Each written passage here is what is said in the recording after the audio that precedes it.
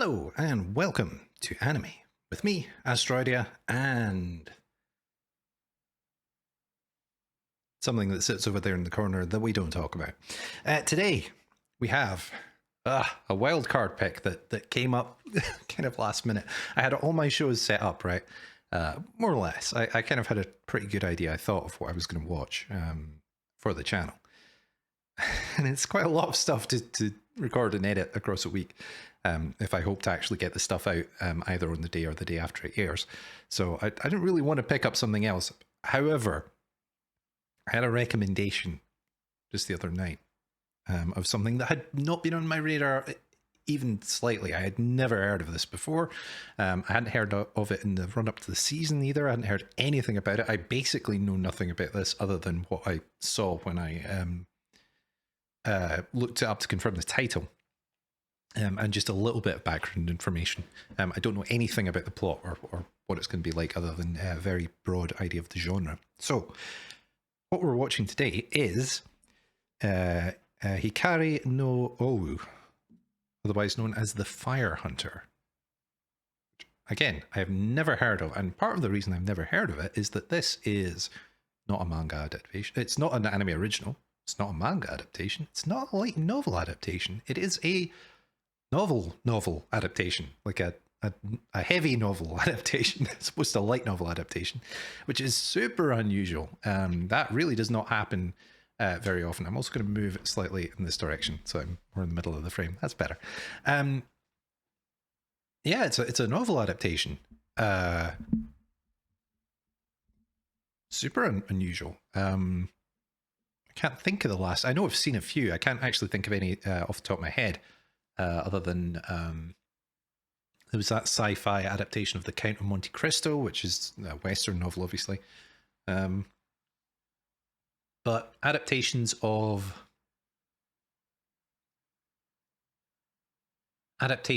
Japanese non-light novels into anime. I think there's a Shaft show, the name of which escapes me. That's like that, but and I know for a fact I've seen at least a couple, but the names escape me at the moment. But it's super unusual, very unusual thing to see adapted into an anime, especially with it not having. I think I've maybe had a couple of those where it's had a manga adaptation first, but the fact that this is an adaptation of a novel and this is the first visual representation we're getting of this at all, outside of I think a few illustrations for book covers. And illustrations for the book covers that are not in a particularly manga anime traditional style, because I did see the original book covers as well, because I was kind of curious what they look like. So I think we're going to get pretty radical reinterpretations of the character designs, which is cool. We're not basing it off anything, because even when an anime is being made straight out of a light novel, which is actually kind of unusual in and of itself, they usually go light novel, manga, anime, even if the production cycle between the manga and the anime is pretty short. The manga usually comes first, so the anime tends to take some design cues from there. But even in cases where the anime comes straight off the light novels have manga style illustrations, so almost always the anime will use the aesthetic and the character designs from that as the basis from which to build the show. In this, it's going to have aspects of an anime original, because the entire visual production side of things, more or less, I mean, they're working off descriptions, but the entire visual production side of things is going to be basically anime original, even though it is based off source material. So yeah, interesting. What else do I know about it? Not much. I know it's fantasy of some kind, but I don't know if it's fantasy in the sense of set in our world with fantastical elements. I don't know if it's an entirely fantasy world. The Fire Hunter, I don't know. It could mean anything. I did see the covers, but I didn't look too closely at them because I want to be as fresh as possible. So I didn't really get a major impression of that. That was also last night as well. I don't really remember. As I said, I didn't take that close a look.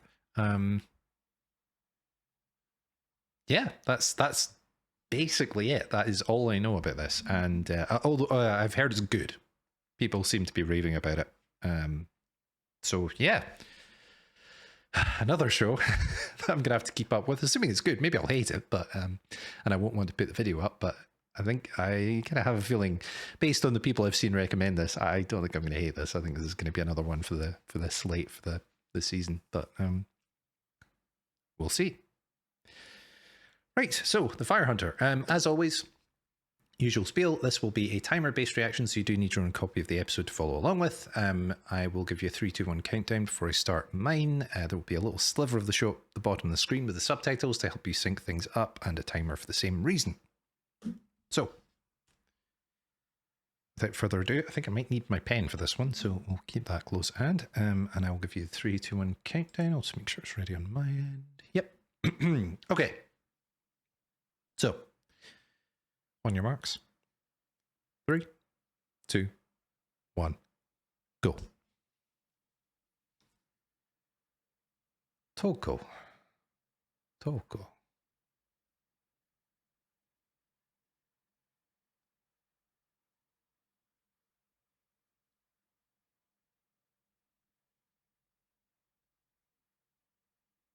Huh, okay.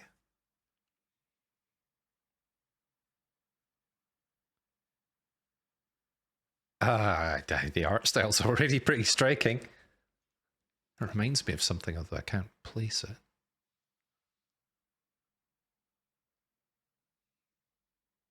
Oh, he's injured. Okay. Wow.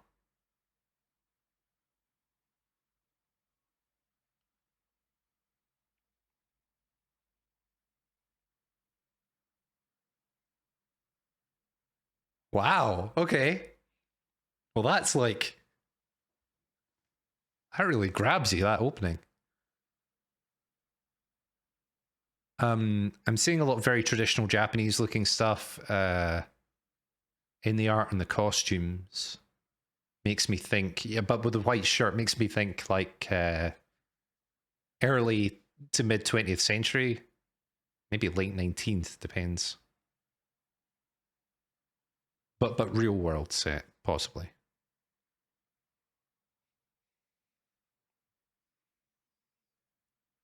Oh, maybe not. Forgetting deserts. There aren't any deserts in Japan. Wow. This is, well, maybe it is a fantasy world.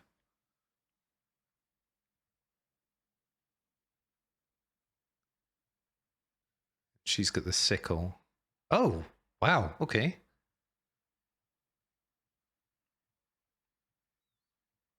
Oh, no. Fantasy world. Yeah.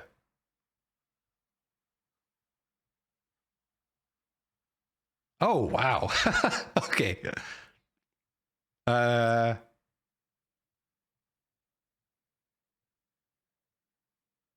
Okay. This looks great.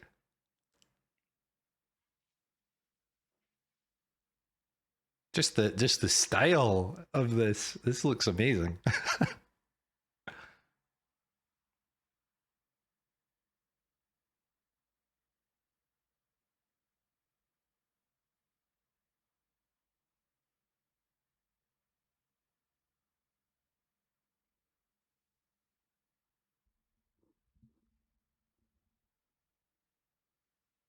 Just the texture.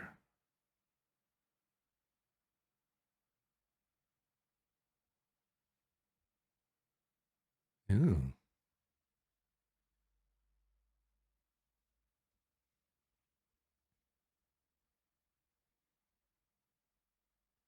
Wow.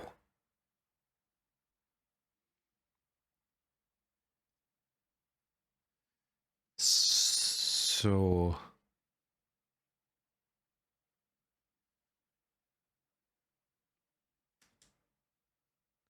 so this is a flashback.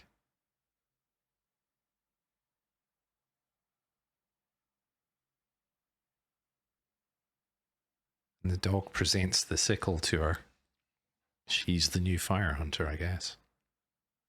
Or a new fire hunter.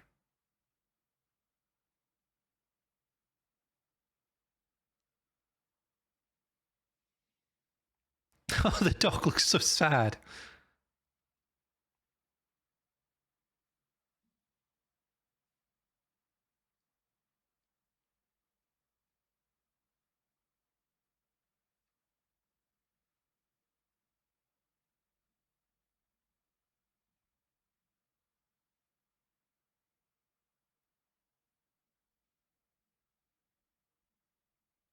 factories.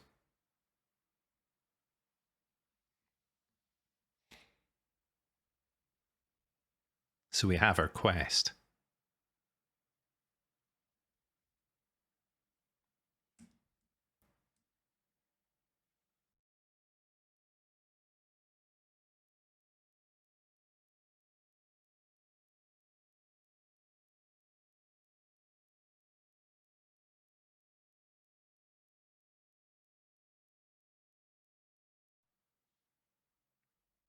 Oh, so the monsters were way more pervasive.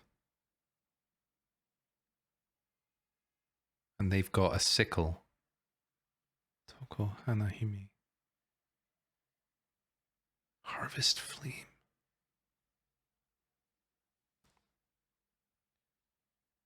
So Fire Hunter equipment seems to be the dog and the sickle.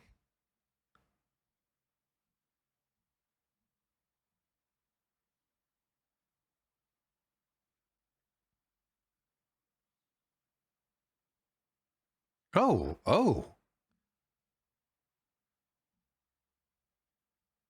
Some sort of magical fuel. Oh, the monster was bleeding a kind of amber fluid, so I'm guessing they harvest it from the monsters. So the dog's bonded with her. Oh, it looks so amazing. Who made this? I didn't look up the studio.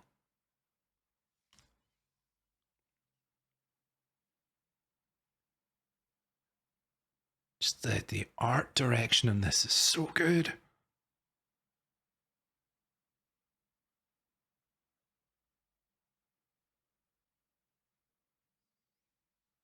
Toko.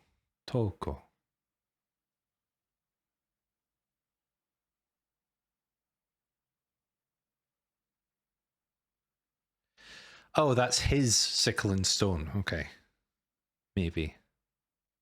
Wasn't sure if that was one they just kind of had enshrined, but no.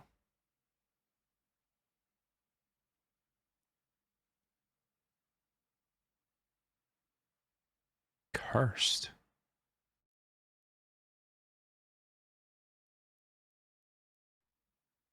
What do you mean by that?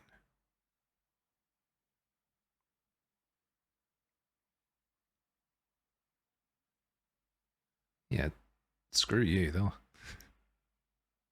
That hardly seems fair. Kinda seems like they're trying to get rid of her, though. Hmm.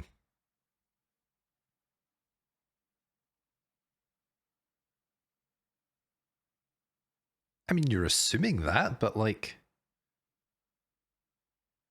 what are they doing?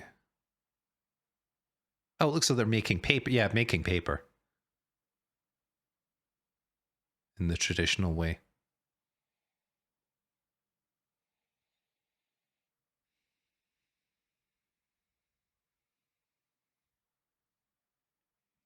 They're throwing a lot of stuff at us.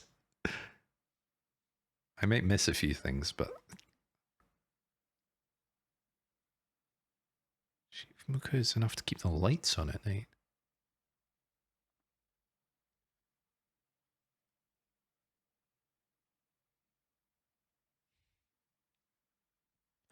Oh, so she shouldn't have been there.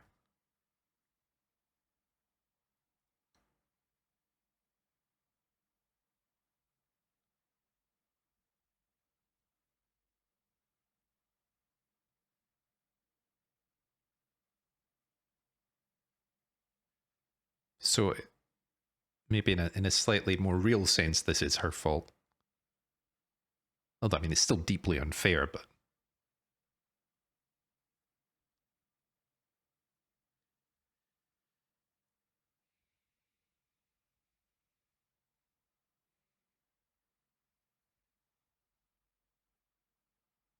What the gods write on?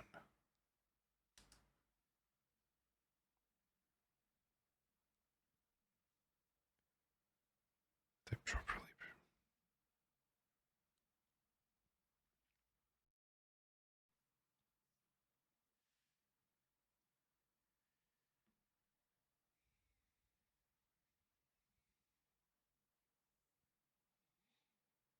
I have a feeling the goddess may be a bit more tangible in this universe than a kind of abstract idea of religion. Like it may actually be a person who lives in a place somewhere that you can like go and see and may actually enact some kind of retribution.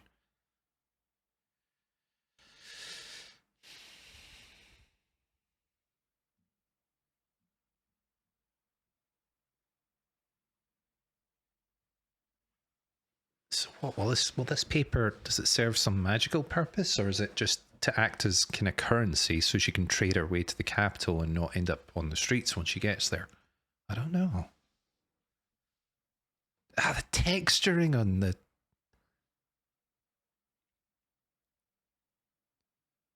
Yeah, why did you go into the forest?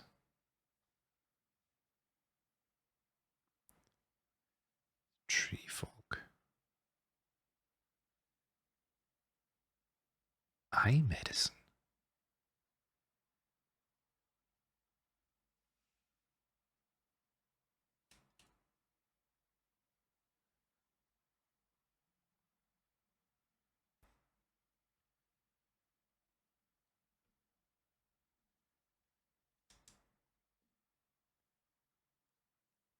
Is she going blind?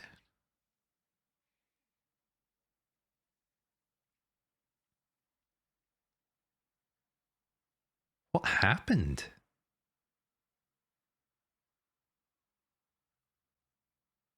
It seems like things are getting better, but...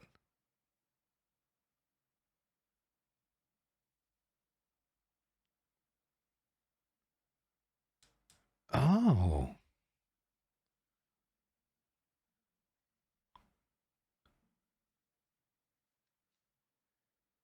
Oh. Oh.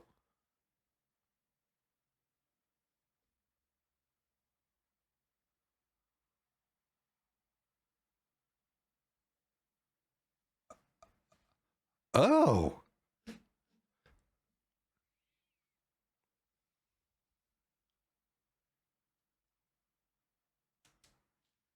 Wow. That's an apocalyptic scenario.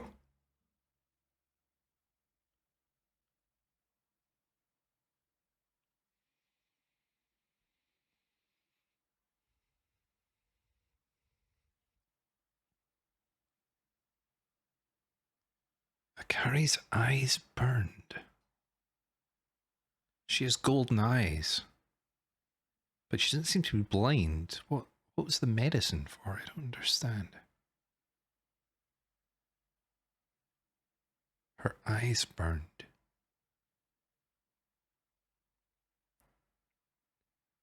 Is she just discriminated against because of the color?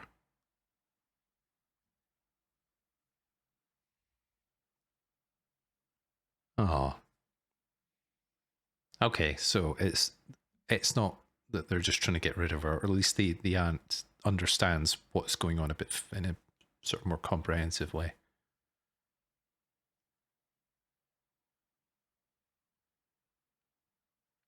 So you can't have fire. You can't have any open flame. You have to use this. The blood of these creatures is the only way you can get heat.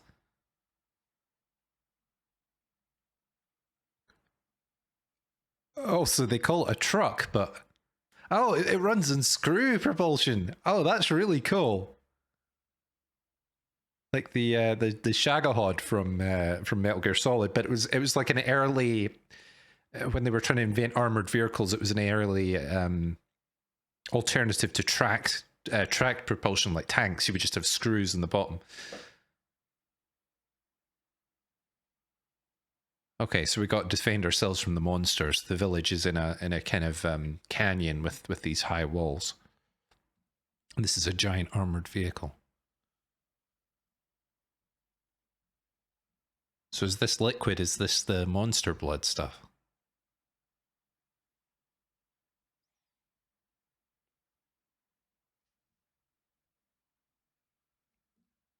This is fascinating.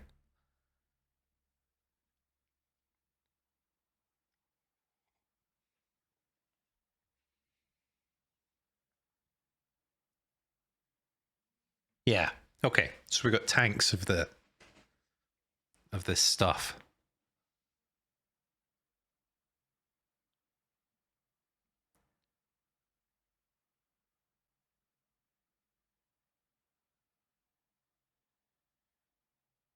Which sort of has an active and an inactive state.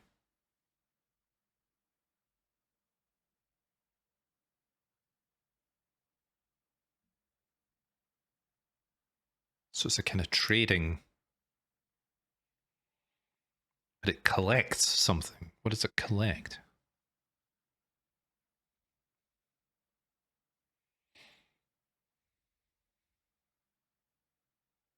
Is she going to buy something for the other girl? I didn't quite work out. Was that her sister or her cousin?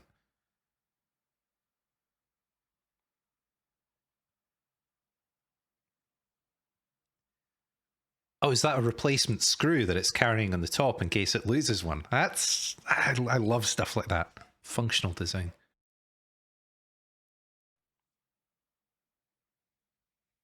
I mean, yeah.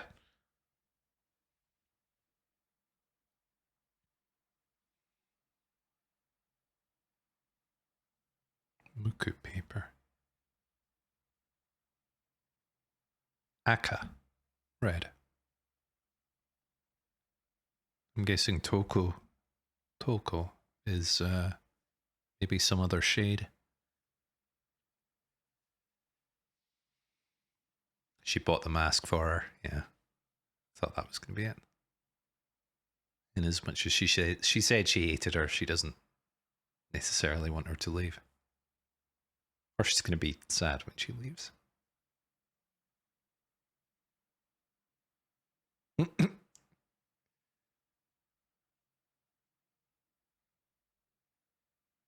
I'm not sure you want to get too close.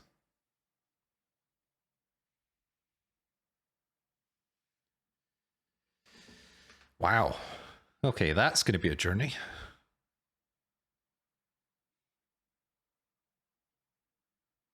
What's with the paper? I don't.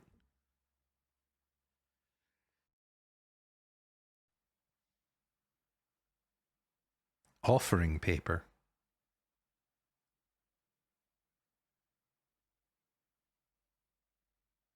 Yeah.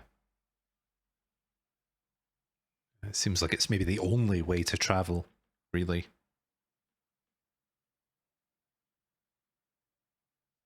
Hmm.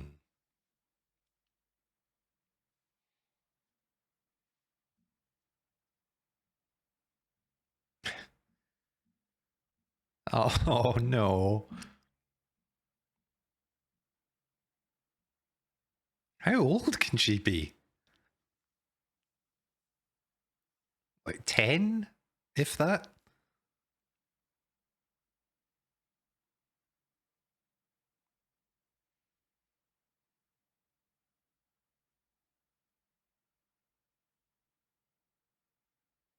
I love the character designs. I'm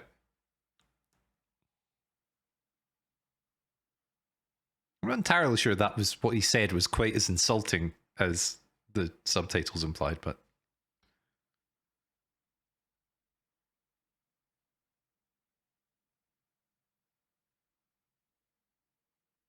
yeah, the dog seems to think it's hers. The dog was Kanata, wasn't it? That's like Star, isn't it?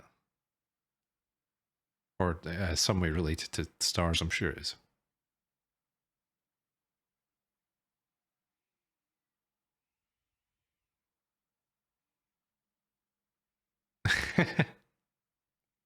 Do me a favor. Oh, because she wants to, yeah. Oh, she didn't buy her the mask. She's wearing it as they leave. Oh, wow. Okay, that's not quite the heartwarming moment that I had assumed it was going to be. What does that mean?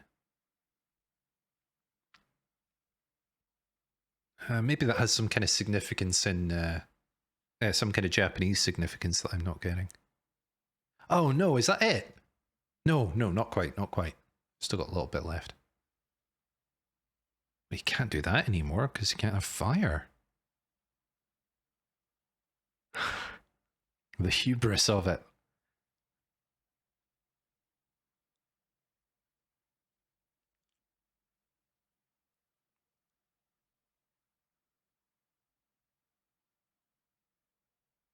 It's another post-apocalyptic world. It's our third now. The humans were remade. That's a very specific.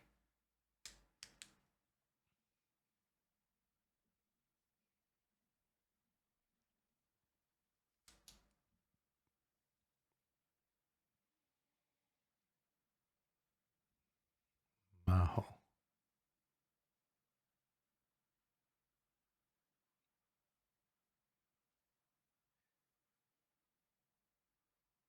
The constant rain as well, highlighting the suppression of fire.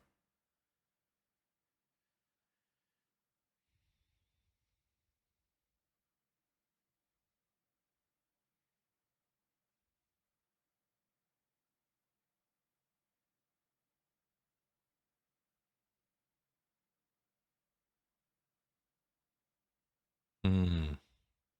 Oh, wow, the kind of manga panel thing.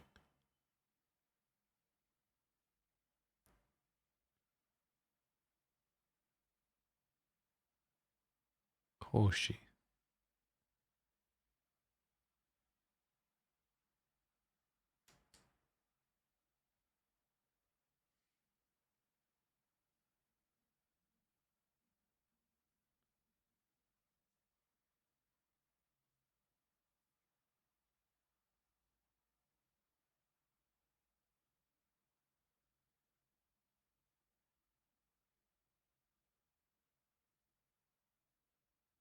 I think he's the boy in the OP.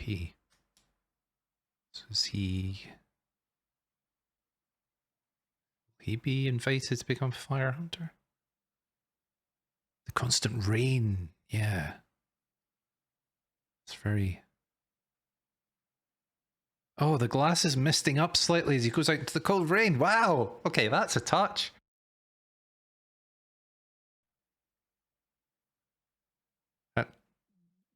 Slightly rough CG, but it's fine. It's fine. And that's our ED.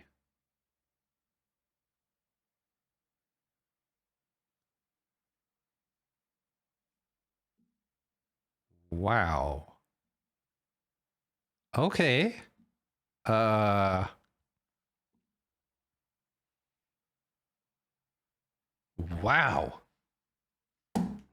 Well, let's watch this gorgeous ED. It's like stained glass because there's like transparency in the stuff in front.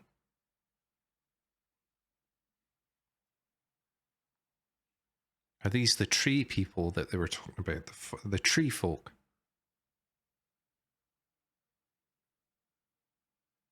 Oh god, there's so much going on. There's people riding giant bugs and whales and a whale that has a kind of snake's face and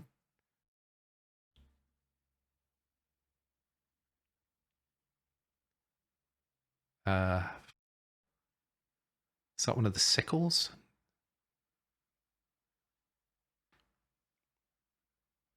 And what looks like a sort of much more technological city or maybe wreckage of one, because we know this is it's explicitly post-apocalyptic. Finally, we've got that confirmed in a series.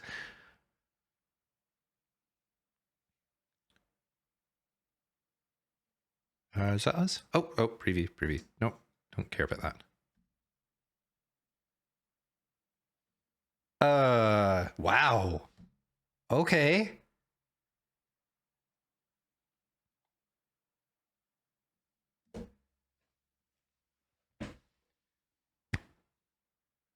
Okay. Wow. Yeah.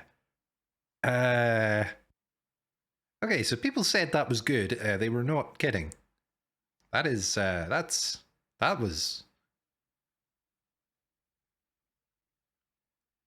I said the other day, I can't remember what it was in relation to, but I said the other day it would take a lot for me to unseat Trigun Stampede as at least the first episode of this, the best first episode of the season.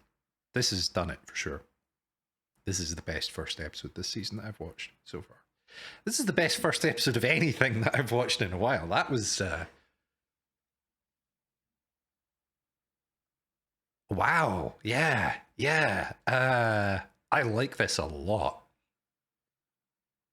I like this a lot. This is I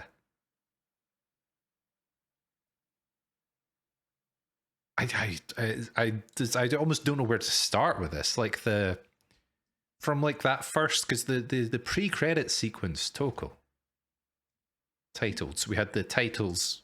This is her story, and then at the end we had the first section of the boy and his little sister.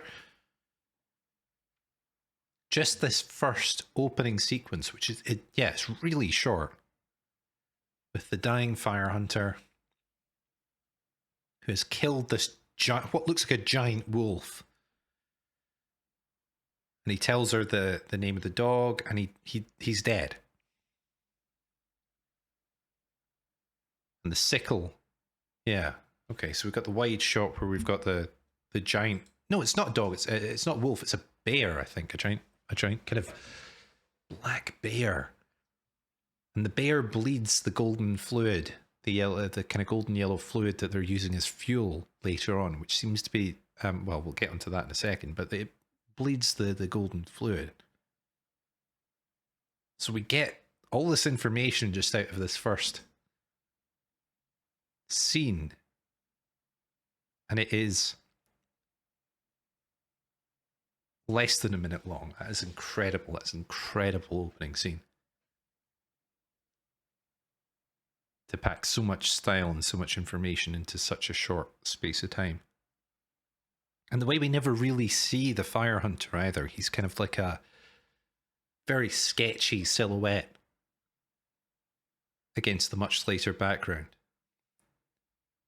Which, like, it's such an amazing stylistic choice because it doesn't make sense with the rest of the lighting. Like, the forest seems really well lit, but he's kind of, because he's dying, he's just this shadow, this you can't see his eyes, you can barely make out his features. I think he's got some scars and stuff, but he's covered in blood. He's in shadow because he's already gone, basically. He's already dead at this point. The blood, so much blood. With his sickle and his dog, which seemed to be the sickle, the dog, and the stone that he was carrying as well, seemed to be the kind of both the tools and the badge of office of the fire hunters. And based on what we learn later, one assumes that the killing of the beasts is not just to keep people safe by killing the giant horrible monsters, it's to harvest this liquid so that people can use it later. And we've got the opening. I never like the opening is great, don't get me wrong, but I never like looking. I'm not one of these people who'll skip an opening because I think that's just silly, really. But I also don't want to go through it frame by frame because I often think that I'm not going to go into the whole thing about spoilers, but I've always thought it's fairly obvious that there's a slight cultural difference with Japan compared to the West, or at least the way Japanese audiences are expected to consume entertainment. With regard to spoilers, there's definitely an attitude, I think, in Japan where it's not, people aren't as precious about it, which is why you often see stuff in an anime opening that you probably wouldn't put in the opening of a show, or the opening of anything in Western media, because it would be considered a spoiler for later on, because people seem to want to be surprised by everything.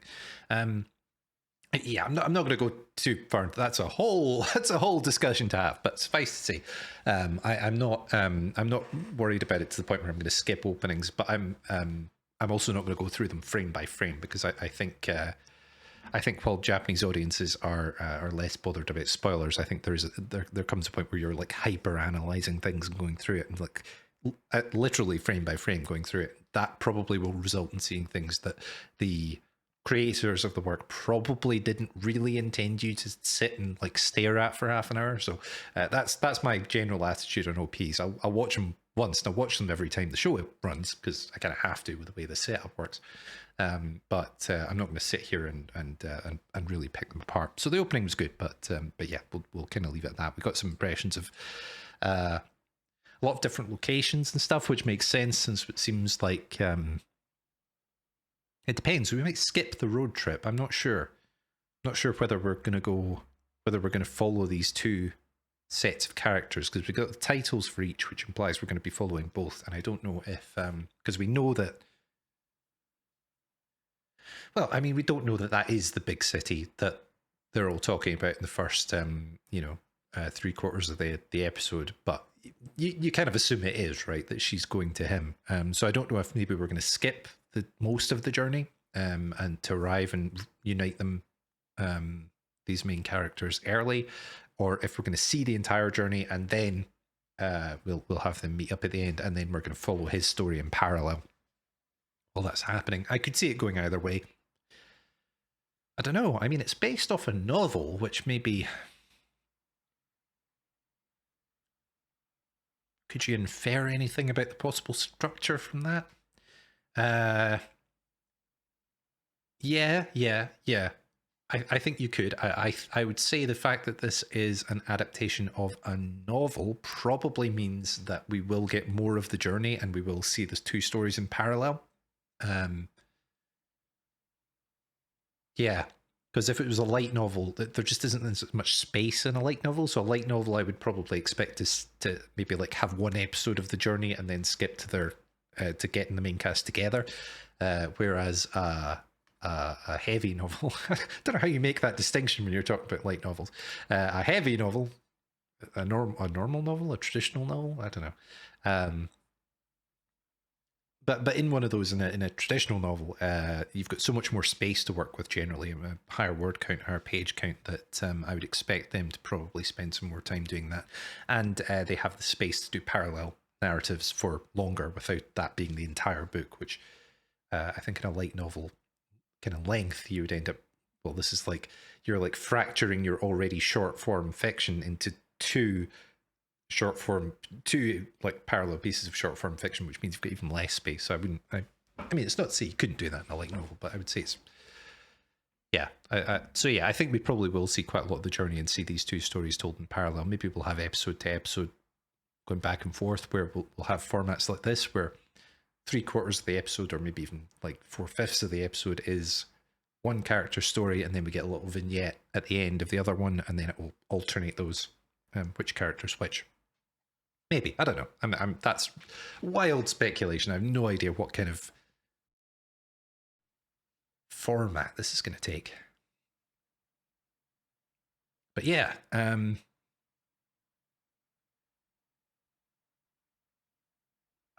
don't know what to talk about first, because everything here is so good. Everything here is amazing. The direction, the aesthetic, animation, voice acting is really good. A little bit more naturalistic, I think. Maybe not so much in the main character, but among the kind of side characters, especially the villagers. Character designs are really good. Well, again, cliche now, I always say that, but they are really good in this. They are specifically really interesting in this. Music's great. And the world building. Yeah, let's talk about that first, because that is... There's been some interesting world building this season, right? I mean, Dragon Stampede actually has interesting world building, although it's less so to me because I actually know I know most of that already, because I've read the manga, seen the original anime. Beast of Ours has really interesting world building. Kind of the Snow Sea has really interesting world building. And they make a really interesting trio with this, because I maybe thought that was...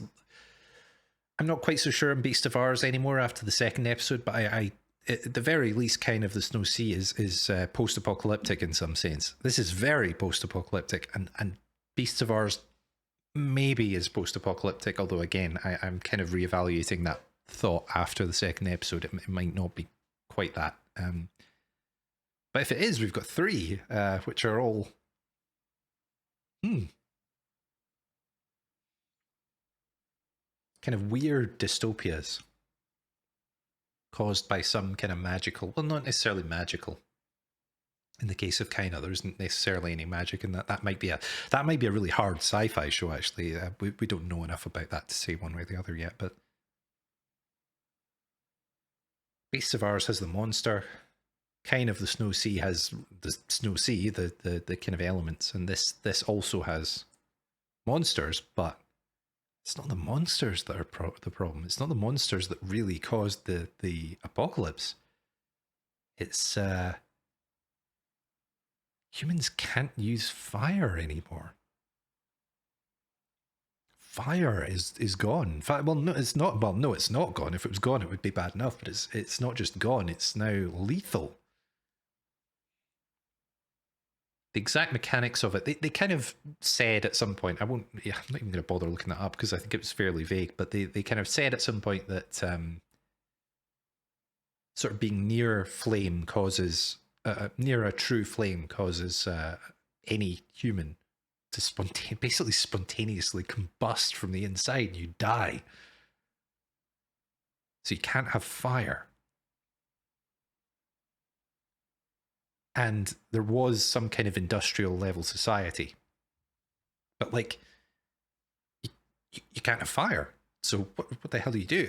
I mean, like, if that happened in our modern world, yeah, I mean, sure, there's like if it was a really high tech society, maybe you would have moved beyond the necessarily the need for open flames, but even things like coal-fired power plants would suddenly go, combustion engines would go, lots of industrial processes that would be needed to make the high-tech stuff would be gone because you need to smelt things and forge things, at some level to get the end products through. I don't think this is our world necessarily. Seems just a little bit too fantastical for that to be the case, for this to be like a far future thing. I don't think so. I think this is I think this was originally a fantasy world that has had this happen to it. I don't necessarily think the apocalypse happened to a very high-tech civilization. I think it might be kind of Victorian. Kind of what I surmised from the clothes when I was trying to guess the setting at the start. Maybe a, late 19th, early 20th, maybe to mid 20th century kind of setting that this happened to, where there was still quite a lot of open flame used in day-to-day life, like gas lamps and stuff. And for some reason, although we don't know why, maybe to do with these gods, humanity lost the ability to use fire, but there was a wording for that. And the word they used was the human race was remade. Thereafter, even approaching a spark of natural flame would cause their bodies to ignite from within. So humanity was remade. And that's not just a one-off thing. They say that a couple of times. That humanity was remade to be like this. And they mention the goddess, and they talk about offerings. Offerings of paper. Oh, I'm racking my brain now. I think that's a thing. I think that's a Japanese thing. I'm not even going to try. I'll maybe try looking that up between now and next episode, because I don't think anyone wants this to become Asteroidia looks through Wikipedia for another half hour looking for obscure Japanese cultural references. I'll look up at some point in the intervening time, or if anyone knows, tell me in the comments. But I think that's a thing. I think that's a thing in like Shinto or maybe Japanese Buddhism, where offerings of offerings of traditionally made Japanese paper. I'm sure that's a thing. So that makes sense. Because that was something in the episode I was puzzling over slightly, but I have a feeling that that's something that to a Japanese audience is like, oh, right, okay, that's what that is. That makes sense. But there is also still some question of Why did they want her to have some of this offering for the journey? Does she need to make that to someone at the end? Or the kind of... The way it was talked about made me think it was being used as some kind of currency, maybe, that she would have that in lieu of money for like trading so she could pay her way. Although the truck drivers did seem to be willing to just take her anyway. They didn't really seem to be looking for compensation. But then there was talk of what if she ended up on the streets in the capital? So maybe it's to be used to kind of pay her way at the end of this process. I don't know. And the truck was referred to as the collection truck, but we were never entirely clear on what that meant.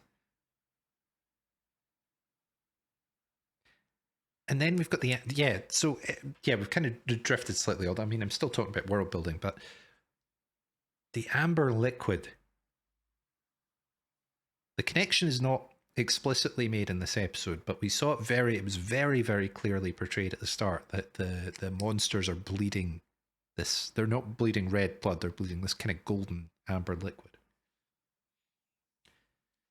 Then we see throughout the episode that they're using this, I'll put this up, they're using this to heat their food. They've got it in the lamps, they're using it for light, because of course there's no fire. You can't have any fire. You can't have a single spark of natural flame. So the only heat source at this technological level that you can have is this liquid. The only way you can heat your food at this technological level is that liquid. Either directly, which they were using in the village, or possibly indirectly to run like machines and things, because it seems to do that as well. Because it kind of seemed like that's how they were powering the truck as well. Everything seems to run off this stuff. And we saw at the start of the episode that the monsters are bleeding it. So the direct implication, of course, is that the part of the reason the fire hunters for dual purpose, one is to kill the monsters so they don't eat people, you know, fair enough.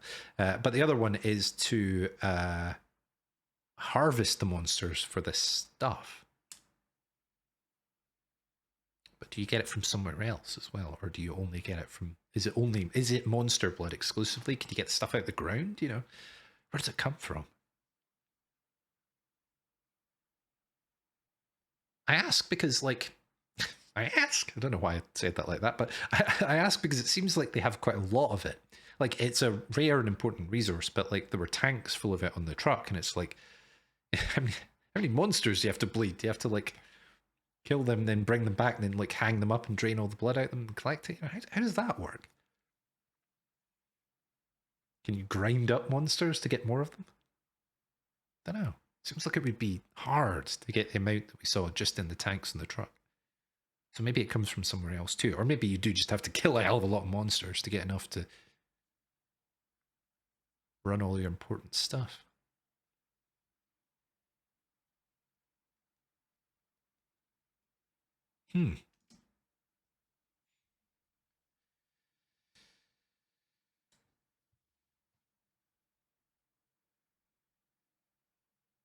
And there's an idea of cleansing or reclamation by the fire. Because to further into that flashback that I was looking at earlier on, it's like, and so humanity's long history of war was ended. And the world is reclaimed by the trees. This technological civilization is wiped out basically overnight because like anyone tries to strike a match, you just die, and everyone around you dies. And like there's this depiction of a small fire starts in the village, and everyone dies because because people are now allergic to fire. Become the domain of flame fiends in the forests, which are presumably the monsters, with this blood of fire. Yeah, so this is, again, the flashback it mentions. I'll probably run some of this, but if I can, or just images. Yeah, so Toko's parents die. Oh, right. Oh, okay. I misread something here. Hikari's eyes burned. Who's Hikari? I don't know. We might have to try and find that out. That might be the grandmother. Hikari's eyes burned and a total of 19 villagers died, incinerated from within. Oh. This is like a divine punishment, right? Or even if it isn't, it's going to feel like a divine punishment to the people in this universe. The tools of industry have turned against them. The world has been reclaimed by the trees and the animals and the natural world.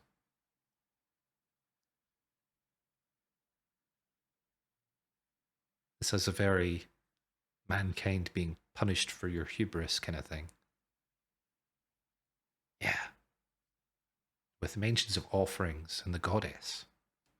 And I think I mentioned during the episode, I can't remember quite where that was, but something about the way they worded that kind of implied to me, although again, this is kind of also a Japanese thing, but like the idea of the gods as being in kind of Judeo-Christian stuff, you've got the idea of God as being like a very separate and both literally and kind of figuratively and literally high up kind of figure that is not, you don't directly interact with really, in a kind of physical, tangible sense, but in like Shinto and Buddhism, most Eastern religions really, there's kind of more a kind of practical aspect to it, where like you go places, you go to a shrine, and the idea that the god of that shrine or the spirit of that shrine is there, like in the building, you know, and you leave things for that spirit, and it's kind of expected in more of a metaphorical than a literal sense, but it's kind of expected that the beings of that shrine through the priests that are there will take what you've given them, you know, and it'll be a very kind of sort of tactile thing. So maybe this isn't as significant as I was thinking it was, but just something about the way they said it maybe suggested to me that this goddess is more of a person that you could talk to, like it's not a sort of abstract force. Although again, like I said, I actually, thinking about it now, I think that may just be more of a kind of sort of Shinto or Japanese Buddhism idea rather than anything else. But it's still interesting. So do these people have any expectation of if they repent enough, they'll be able to get fire back from the gods, you know, Prometheus? But the idea of being punished for this past sin, that's we've got a whole bunch of things here, because we've got like a lot of it's very Japanese. Then we've got the Promethean thing running through this, but then we've got a big Catholic thing as well, where you're like everyone's being punished for this original sin.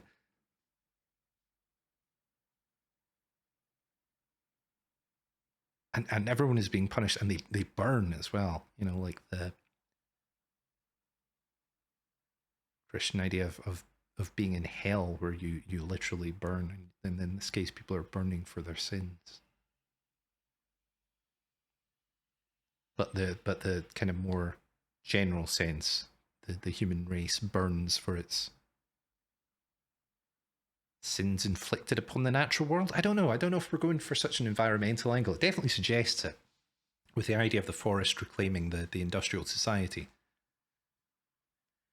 and the kind of specificity of the punishment that was dealt out kind of makes me think we're going for some kind of yeah.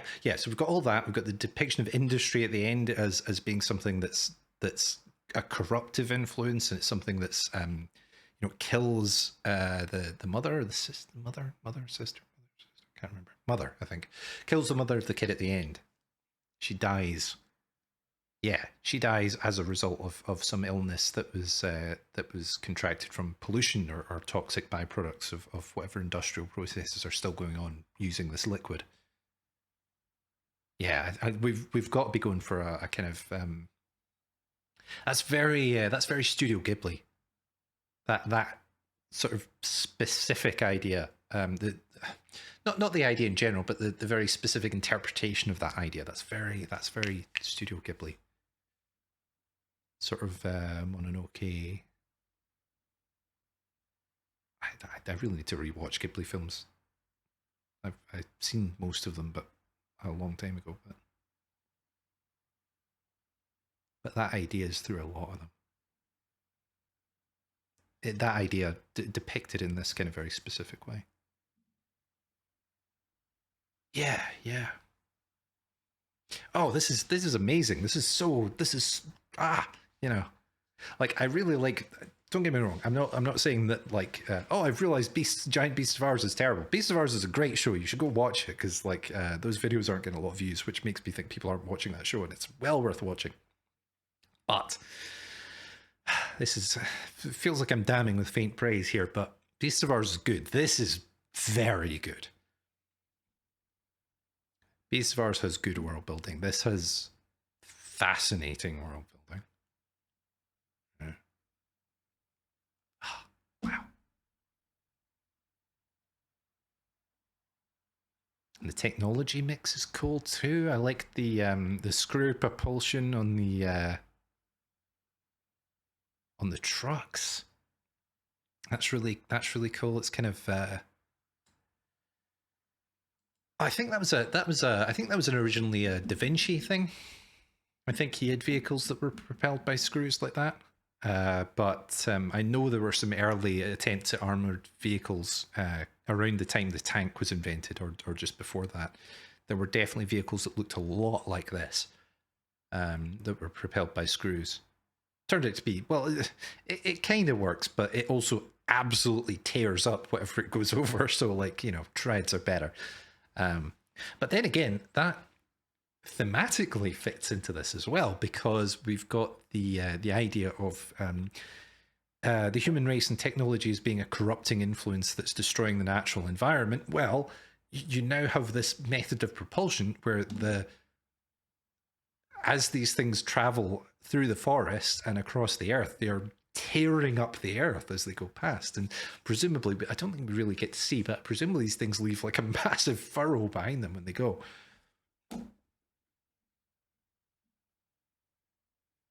So that's thematically interesting as well. Yeah, the design work is great.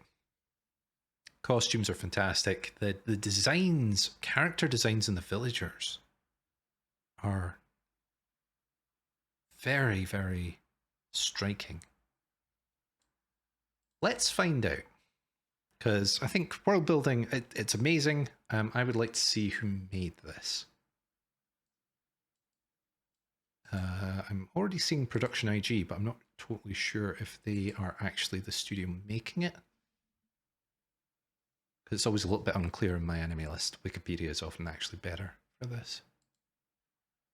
Oh, okay. So it's made by...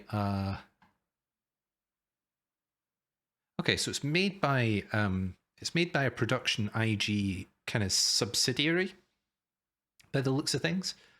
They started in 2014. They have made...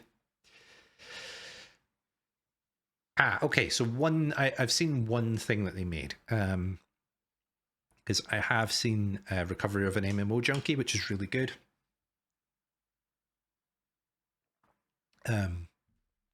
Aside from some very interesting issues with the director of that show, but I don't think he works as an anime director anymore because he turned out to be kind of a Nazi. But like in the literal sense, that was very odd discovery after that show, because I really liked that show, but and I don't think there was nothing weird went into the show. The show was really cute and a kind of nice little romance, romantic drama, kind of romance drama comedy thing. Yeah, that was a whole thing, but yeah, don't worry about that. I don't think he works for them anymore. But yeah, they made that, which I've seen. They have made a couple of things that I am aware of but didn't see, because Mars Red, that vampire show, I meant to watch that the season it aired, but I just didn't have time. I don't know what the reception ended up being, but it was unusual. See, that's interesting, because that was an unusual adaptation as well, because that was based on a stage play of all things. It's like, how does that happen? You know, that's and it did get a manga in 2020. Oh, okay, no, it did get a manga first, but kind of looks like yeah, it's one of those ones where the production was parallel. The manga and the anime were made at the same time. So the anime was very much an adaptation of the stage play.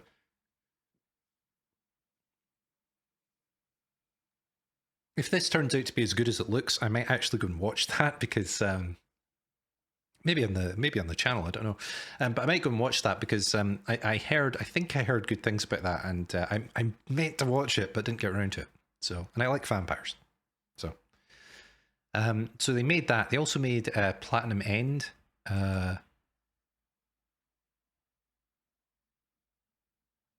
Which I have not seen.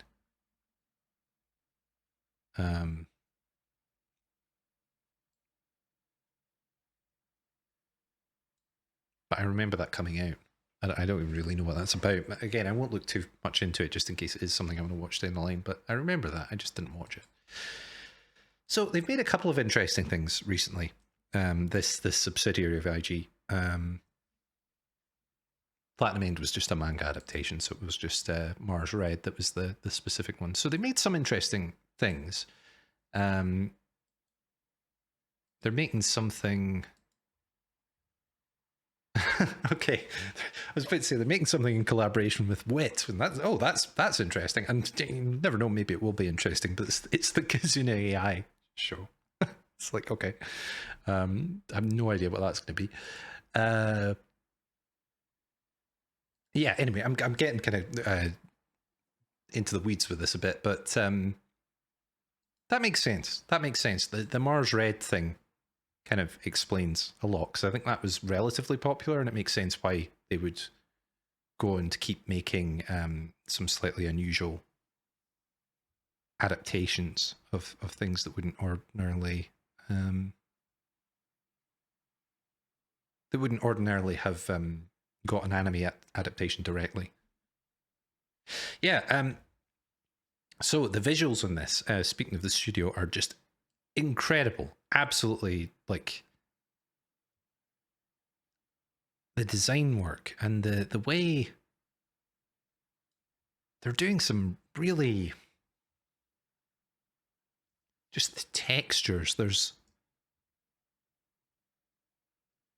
I think I see what they're doing here, because the textures on this, because I was watching it, I was trying to think of what it was reminding me of specifically, and it's paper. There's a paper texture on a lot of this stuff. On the dog's fur, the monster, the monstrous bear, and on Toko's shirt as well. There's a kind of paper texture to it, and there's sort of an impression of that in some of the backgrounds as well, along with a sort of, I was going to say watercolor, but no, it wouldn't necessarily be watercolor in this. It's more of a woodblock print thing. In fact, there's a kind of woodblock print vibe to some of it as well. I say that as well because I was looking at the opening sequence to look at the fur, and the opening sequence transitions into the OP itself, and the OP opens with something that looks like a Hokusai print. You know, it's like the waves in the background, the clouds, the waves in the foreground, the clouds in the background, and the tree in the middle, in the middle of the ocean. That would make, I would put that in my wall. So you know, that's high praise.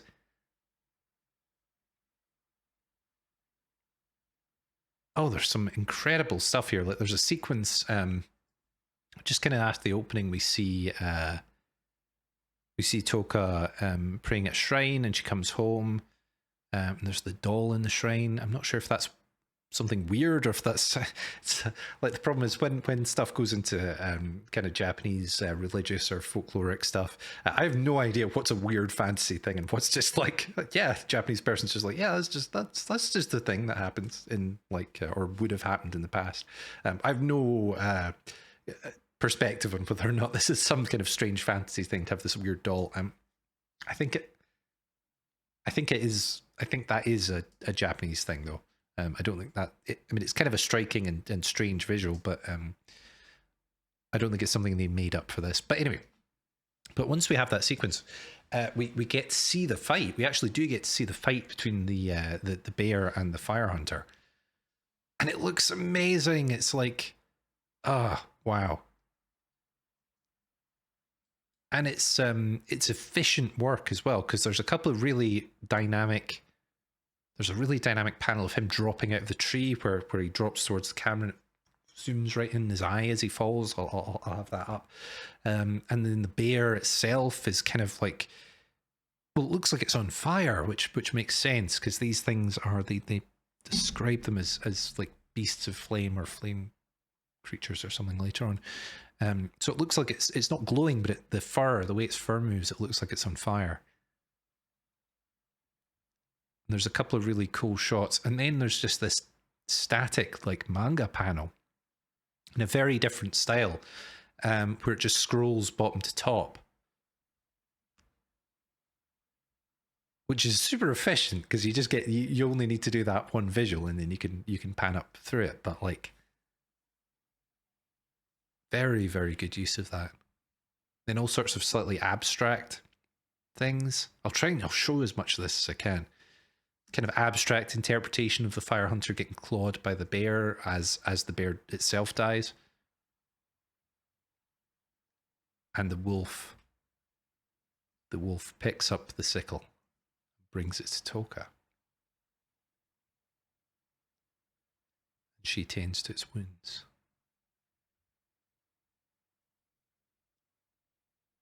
So there's this idea, go back to the plot for a second. There's this idea that Toka is returning the dog to the capital, to the fire hunter's family, returning the dog, returning the sickle. I don't know. I don't want to expect cliches too much out of this because it's based on a novel. It's not a light novel. It's not a manga. So it would not necessarily adhere to light novel or manga conventions where she is. Because like if this was an adaptation of a light novel or manga, I'd be like, oh, well, she's going to go and train to be a fire hunter. Obviously. That's obviously what this is setting up for. But that is because I'm used to seeing a lot of shonen stuff where that would be the obvious next step. It's not necessarily in this. That said, the dog has clearly chosen her, right? It bites anyone other than her. And I think to some extent it's following the last command of its departed master, where he wanted the dog to protect her. But just the way the dog brings her the sickle as well, I'm like, it kind of seems like that's going to be a thing.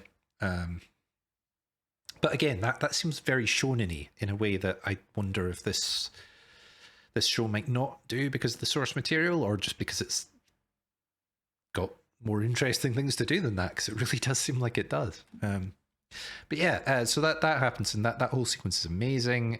We see the bear again.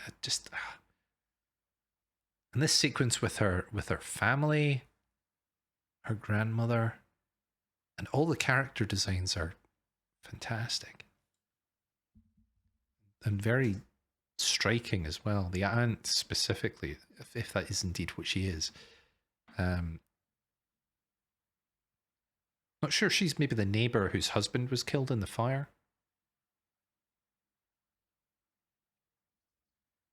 And there's a bit more world building stuff here where they say up until about 60 years ago we used to skulk around among the dark trees. So the kind of the immediate post-apocalyptic point where everything was really awful seems to have lasted quite a long time and has only recently been alleviated or ameliorated somewhat by these fire hunters. So the kind of new industrialization must be within the last 60 years. They talk about tree folk getting because Toka was out in the forest to try and get medicine from the tree folk for someone's eyes, I guess. Presumably a Hikari, whose eyes were burned in the same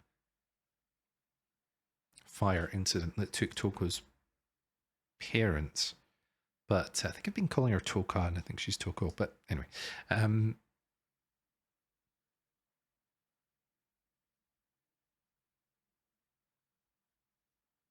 they risk their lives to harvest flames so that you can live with your eyes open.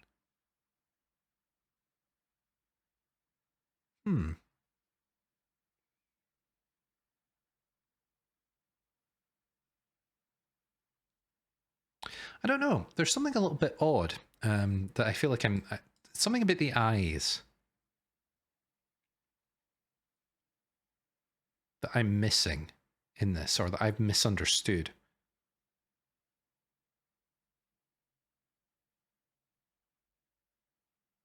I'm not sure I'll get it because I'm not. A, I'm not sure I'm supposed to get it yet, and B, I have a feeling if it is something I missed, it's like one line somewhere, so I think I'd have to like literally sit and rewatch the entire episode, which I might do. This is really good, but there's something about eyes and someone losing their sight and someone needing medicine for their eyes, and I don't quite understand who that was for or where that came from, because at first I thought it was something to do with Toko's eyes. Because she has these vibrant golden eyes that are the same color as the liquid that is extracted from the monsters and the only remaining fuel source for humanity. So that implies to me that maybe something happened to her in the accident that killed her parents, and she is somehow now linked to this substance. So I thought maybe the medicine had something to do with her, and that the idea that these hunters harvest this stuff so that you specifically can continue to live with your eyes open. What does that mean? Does that mean there's something wrong with her that needs to be? I don't know. Like I said, I'm not sure if that's something I meant to get yet or something I missed. I probably will watch this episode again, actually, and see if I can work that out. But yeah, I mean, I could talk about striking visuals all day because there's so like every shot of this is just like has something else I could talk about. So maybe I won't go too much into depth about that. Otherwise, I'll be here all day in the edit trying to put images together for it. But there's a few more things I wanted to talk about, like the mask. Her sister / cousin, well, we'll call her sister because, again, the familial relationships here are something I'm still a little bit uncertain of. We'll call her sister just for convenience sake, and because they do live in the same house. So even if they aren't biologically sisters, they are effectively sisters. So her sister is interesting because she blames her for the death of the fire hunter and seems to resent her presence at all. Just in general, and seems very eager for her to go off and leave. Then there's just this odd moment, strange moment, where she sees, so there's kind of a 3-beat thing here, where she sees the mask for sale in the traveling shop. We see her at night, where she's going up the stair, yeah, or she's skulking around at night with the mask in hand. And I thought what was going to happen, again, because this is why I don't think this is going to go down the kind of cliched route, because what I assumed was going to happen when she bought the mask and when we saw her skulking around with it, I assumed it was going to be a last minute gift thing where she like gives the mask and she's like, she kind of doesn't apologize for saying that someone died for her and she should leave, but there's kind of an implicit apology in that, and they kind of make up before she leaves, potentially before Toko leaves potentially forever. But then they don't do that. There's something much weirder that I don't get the significance of yet. She doesn't give her the mask, she wears the mask. Toko goes up onto the roof of the truck to take one last look back at the village. And she looks back and her sister is there, wearing this mask. it's an image. Yeah, and we see the wide shot and then the close-up of the eyes, and it's not quite a glare, but doesn't look friendly, does it?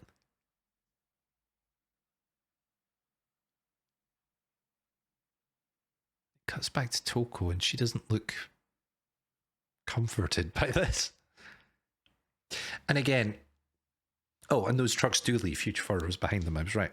And again, it's one of these things where this I feel like maybe even just this first episode, but it kind of feels like this series in general is going to be one of those things where there's going to be a load of Japanese cultural stuff that I just don't quite understand, that I don't have the context for.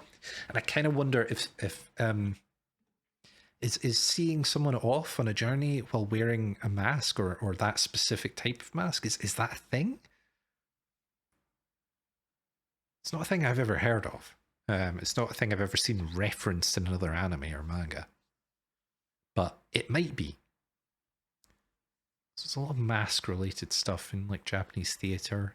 No masks. A lot of mask-wearing characters. The style of mask is kind of similar to Hei's mask from Darker Than Black. I wasn't aware that if that was a traditional Japanese design, but like in that show, in that universe, that's supposed to represent death, like a kind of Grim Reaper figure. So it might mean something to a Japanese audience that I don't get, or it might mean something in universe that we just haven't been told about yet. Maybe we'll get a flashback to that, and Toko will. I keep wanting to call her Toka. She's not Toka. She's Toko, isn't she? Let's just double check that. Yeah, Toko. Yeah. Don't want to correct myself from saying the right name the entire discussion. Yeah. So mask. Does that mean something? Maybe we'll get a flashback from Toko to explain that. I don't know. Music's really good. Voice acting, like I said, was kind of suits the faces of the villagers. There's kind of a slightly more naturalistic style to it, I think. And in general, it's less so with the main character. Though she doesn't do a lot of talking, but and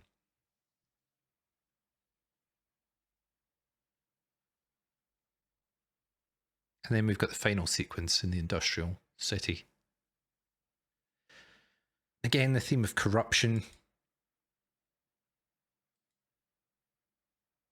Koshi. That's the boy. He's maybe being recruited or something. I'm not sure. I won't talk too much about that because I have a feeling we're going to see much more of him next episode. But again, the idea of corruption, of industry being a force, being a corruptive force that can literally cause you to waste away. The mother died of some kind of illness, industrial toxins. And the constant rain as well. It's always raining. We get a bit of dry weather at the very beginning, but basically, yeah, from about halfway through the episode. Oh, okay, no, there is some dry weather at the start, but from halfway through the episode when the trucks arrive. No, sorry. It's when Toko leaves, that's when the rain starts. Toko leaves and the rain starts, and then that continues onwards into the city at the end. There's this driving rain. The idea of the fire being dampened, I guess. Although it's not quite as all-pervasive through the episode as I thought it was, so maybe scratch that one. I still think it's there for a reason towards the end, actually, and I do think it's still kind of symbolic of the idea of the fire being put out, and the natural world attempting to reclaim itself from the human race. I still think that's an angle there, but it's not quite as... Yeah, it's not all through the episode like I kind of thought it was. Wow. So I've now been talking for ages. I don't think there's anything else I really wanted to say. No, I think we've gone through most things. I mean, I say that. Oh God, there's the point where he looks out the window and his glasses start to steam up because of the condensation. Amazing. Just touches like that are so good. Yeah, Yeah, yeah. I could talk about that. I could literally talk about this for hours and hours and hours and hours if I let myself. So I'm going to stop it there because there will be obviously, but there will be things to talk about next episode. And yeah, I'm definitely watching this week to week because on their channel because this is,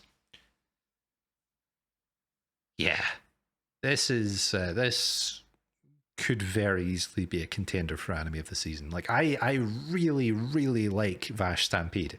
And it's going to be, I think it might be quite close between those two, depending on what Vash Stampede ends up doing and what this ends up doing as well. But this is definitely the strongest first episode. It's one of the most striking things I've seen in any anime for a while. It's just unusual in all sorts of ways. Partly because it's based on a novel, I think, just a kind of straight fantasy novel as opposed to a light novel, and it doesn't have quite the same, it's not front-loaded with the same quite kind of cliches and expectations. But also just the production of this is, it's not just the source material that's doing this. This is being approached in a way that's quite different. And I like it a lot. Yeah, really good. Really, really good. Really, really strong first episode. I'm so glad I heard about this because this is the kind of thing. I'm glad I'm doing this channel actually because this is the kind of thing that I might not have watched if I was doing it on my own. Because I saw this and I was like, if this is really good, I want to get it on the channel. I don't want to miss out on that. Whereas if I'd been watching on my own, I might have thought, well, I'm already watching a load of things. I'm not sure I necessarily want to watch, I'll pick it up later and then I would never have got around to it. Like Mars Red by the same studio. It was exactly this sort of situation. There was a bit of buzz about it after it started airing and people said it was good. And I had too much other stuff going on. I didn't feel like I had time. Didn't feel like I had time for 20 minutes of anime. You always have time for more anime, more or less. But this channel gives me a good excuse to watch this, so I'm very glad of that, and I'm glad of all the support as well. So thank you, everyone. I'm going to put together a bit of a channel video at some point, so I'll maybe go into more length there. But the response to this, me starting this channel, has been fantastic so far. Way above even my highest expectations for where I'd be at this point. Like, I think I'm sitting at like 31 subscribers and like 1,000 views or something. It's nuts. I was not expecting that. Certainly not that quickly. But yeah, this has been Hikarinoou. Hikarinoou, I think. The Fire Hunters, or the Fire Hunter, singular. Wow. Yeah, that was really good. If you'd like this, I'd encourage you to like the video, subscribe, leave a comment, tell me what you thought of this. If you're a source material reader, if you've read the novel, I'd be really interested to hear what you think of the adaptation, although I'm trying to keep it as spoiler-free as you can. But I would be interested to read that, see how it compares, because I'd never heard of this before. So if you have read this, let me know. Let me know what you think of the adaptation. And yeah, if you actually want to see more videos, then I would recommend subscribing and hitting the bell so that you actually know when new videos come out, because I don't see anything unless I do that from my subscribe channels. So yeah, if you would like to, that would be great. Yeah, I think I've said this already, but I've been Asteroidia, and I will see you definitely on the next episode of this next week. So bye for now.